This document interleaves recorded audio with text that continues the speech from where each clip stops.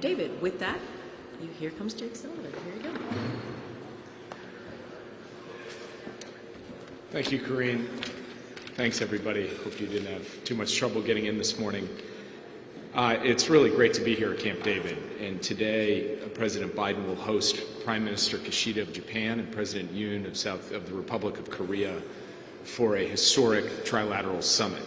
The summit marks the first visit here to Camp David by a foreign leader, and in this case it will be two foreign leaders in the Biden administration. It's actually the first foreign leader visit to Camp David since 2015. And in keeping with the time-honored tradition of hosting significant consequential diplomatic meetings at Camp David, this summit signifies a new era of trilateral cooperation for the U.S., Japan, and the ROK. In many ways, the summit has been in the making since the day that President Biden took office. He has really focused on each of these relationships, each of these alliances, the bilateral relationship we have with Japan and with Korea, and then, of course, the trilateral cooperation among the three of us. In fact, his first two foreign leader visits to the White House back in 2021 were Japan and the ROK. And his first two stops on his first foreign trip to Asia were Japan and the ROK. So President Biden has really worked to strengthen and modernize our bilateral alliances and to take them to new heights. And I think it would be fair to say that these alliances are stronger than they have been at any point in modern memory. And a lot of that, frankly, is due to the President's focus and investment in the personal aspect of diplomacy, in cultivating leader-to-leader relationships with both the President of Korea and the Prime Minister of Japan. And the trust and respect that has been engendered by his investment in these relationships has led to significant bilateral accomplishments. The Washington Declaration with the Republic of Korea, the work the U.S. and Japan have done together to support Ukraine and to enhance Japan's defense capabilities.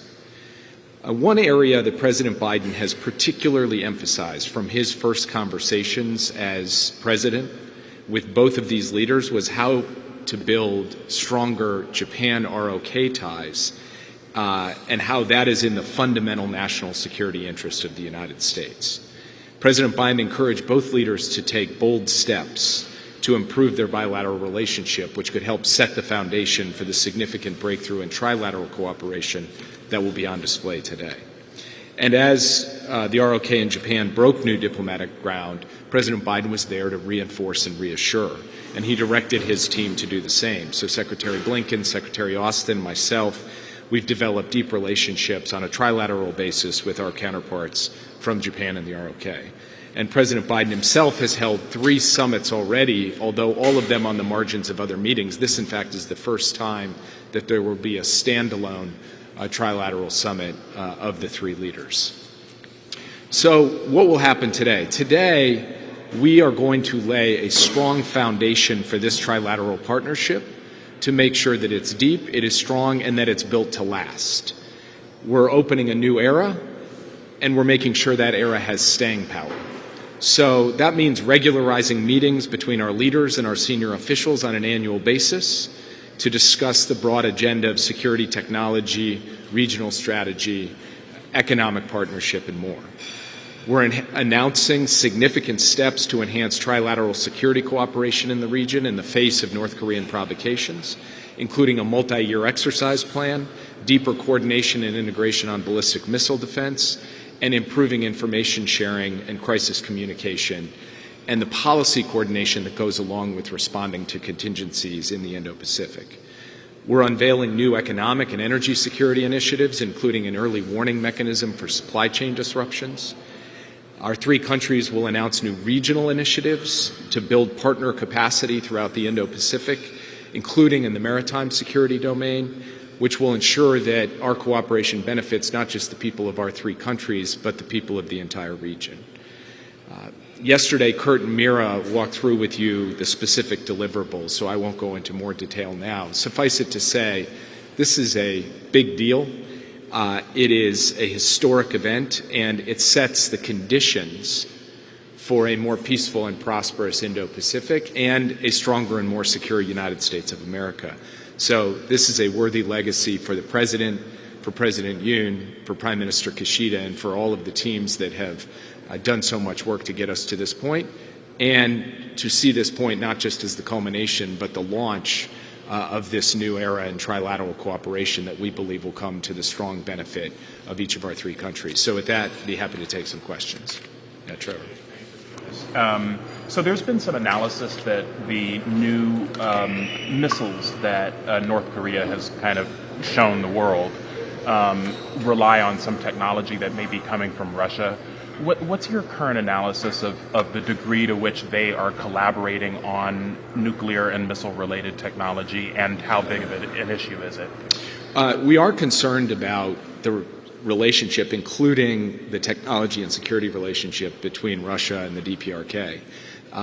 In terms of the specific report you're referring to about Russian missile technology and North Korean missiles, I don't have anything to add to that today. I will say it's something our intelligence community is taking a hard look at. And this is also a dynamic picture because, as we have seen, Russia has been seeking to get materiel for its war effort in Ukraine from Pyongyang, from North Korea. And as they have done with other countries like Iran, when they ask, they usually also offer some types of security cooperation in return. So that's something that we're taking a hard look at. And I would just point out that North Korea is subject to multiple UN Security Council resolutions.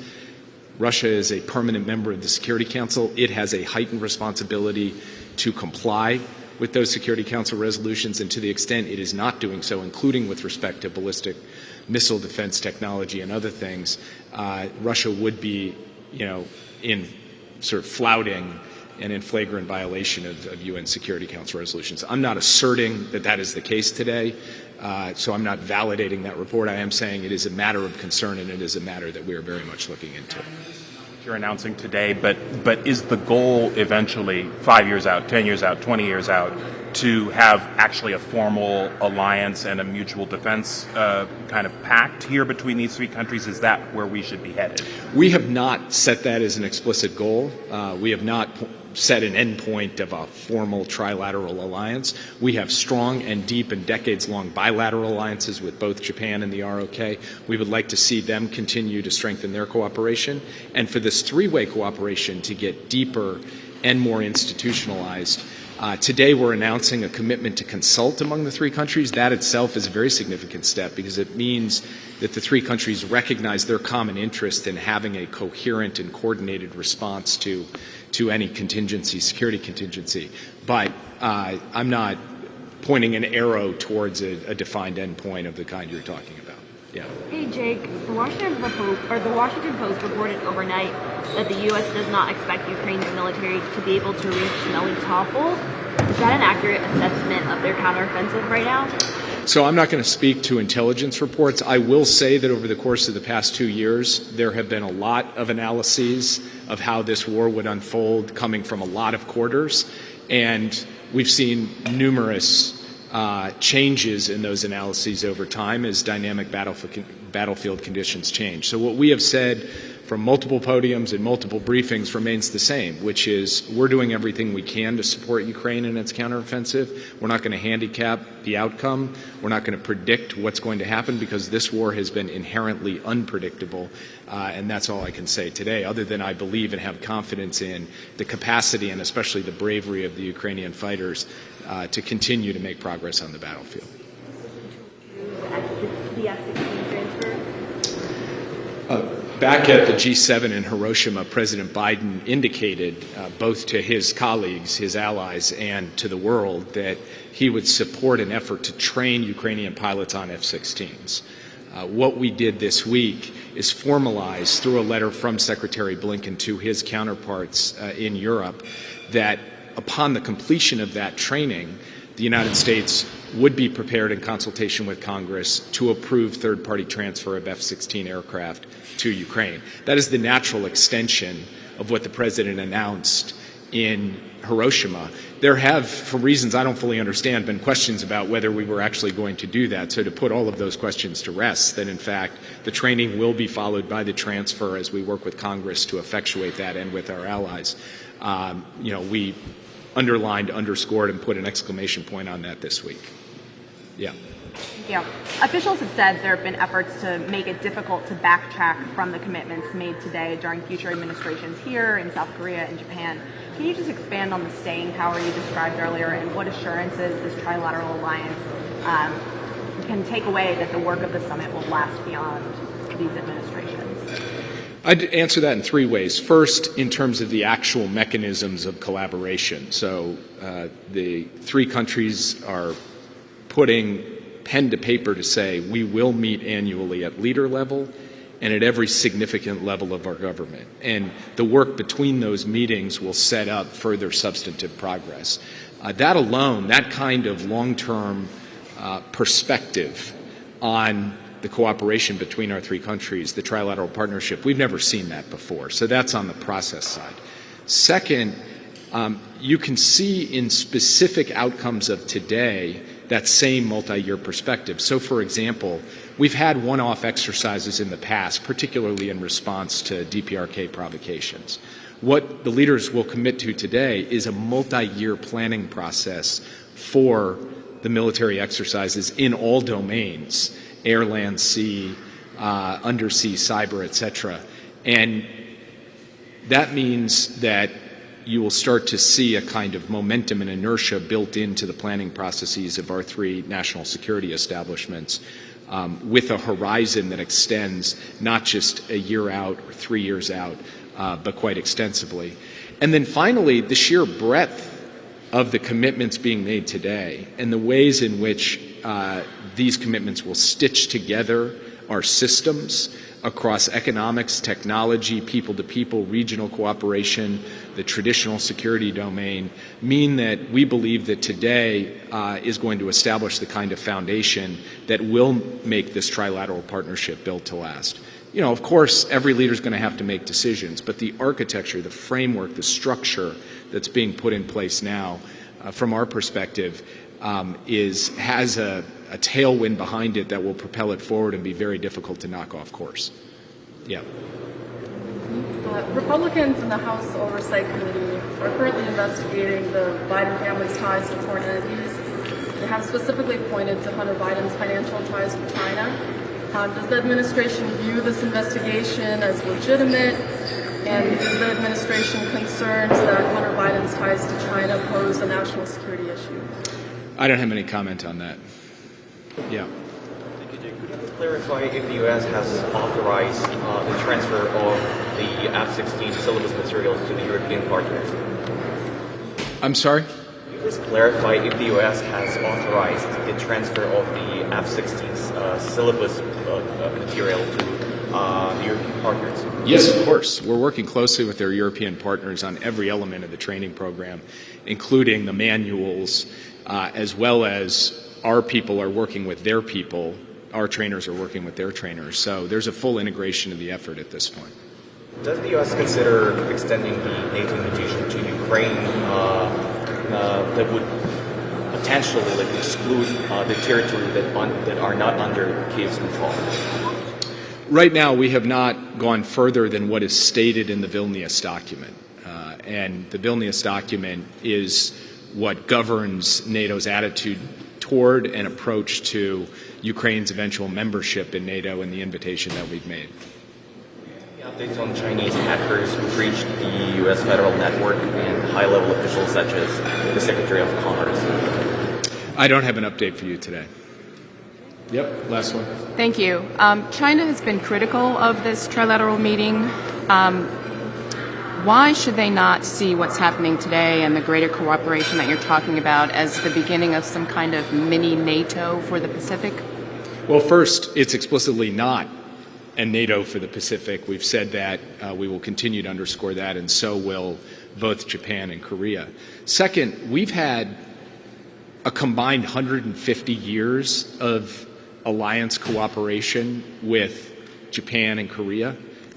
So this is, in that sense, the work that we are doing with these two countries is not new. What is new is that we are now stitching all of that work together to try to enhance regional stability and security. And I would just point out that in all of those decades of cooperation we've had with Japan and the ROK, we have helped safeguard stability and security in the Indo-Pacific, And that has created the conditions for all of the countries of the region to do well economically, by the way, including China. And then finally, I would just underscore that this summit today, this partnership, is not against anyone. It is for something. It is for a vision of the Indo-Pacific that is free, open, secure, and prosperous. This is an affirmative agenda. If you look at the deliverables, if you look at the joint statement, if you look at the principles that are coming out of today, they are not taking aim at a country. They are taking aim at an affirmative vision for how we can deliver results for the peoples of our countries, but also for people across the Pacific. And so we are very proud of the work we are doing. We see it as a contributor, a net contributor to security in the region, to stability in the region, and to enhance prosperity in the region. And we think it will be broadly welcomed by countries throughout the Indo-Pacific, from the Pacific Islands to ASEAN to South Asia. So from our perspective, today is a day that is not about being against anything. It is about being for something, and that's the kind of affirmative valence you are going to see throughout both the substance and the statements of the leaders at the end of the day. I got nothing to announce today. Thank you. Thank you. Thank you, Jake, and that concludes our press briefing at Camp David today. Thanks, everybody.